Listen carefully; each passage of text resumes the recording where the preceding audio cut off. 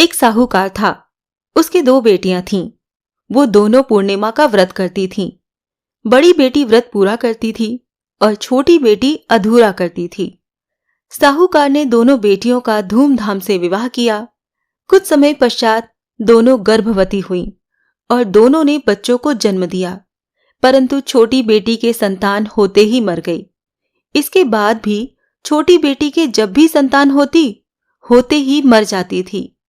छोटी बेटी संतान की मृत्यु से बहुत दुखी हो गई।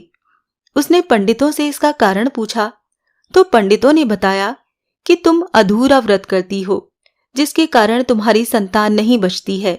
अगर तुम पूर्णिमा का पूरा व्रत विधि पूर्वक करोगी तो तुम्हारी संतान जीवित रहेगी।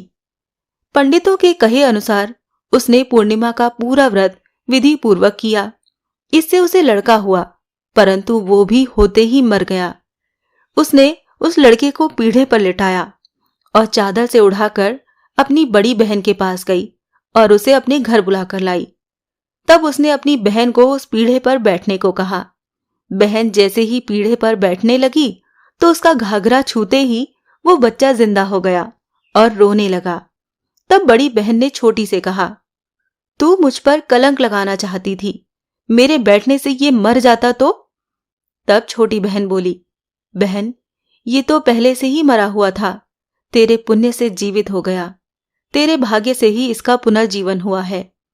बच्चे की आवाज सुनकर छोटी बहन बहुत खुश हुई और उसने अपनी बड़ी बहन से कहा, तू पूरा व्रत करती थी और मैं अधूरा व्रत करती थी, इसीलिए तेरे ऊपर हमेशा भगवान की कृपा हुई और मैं हमेशा अधूरा व्रत करती थी, इसीलिए मुझे दोष लगा और मेरी संतान जीवित नहीं रहती थी। आज तेरे भाग्य से मेरी संतान जीवित हो गई। तब उसने पूरे गांव में ढिंढोरा पिटवा दिया कि जो कोई भी व्रत करे वो पूरा व्रत करे, कभी भी अधूरा व्रत ना करे।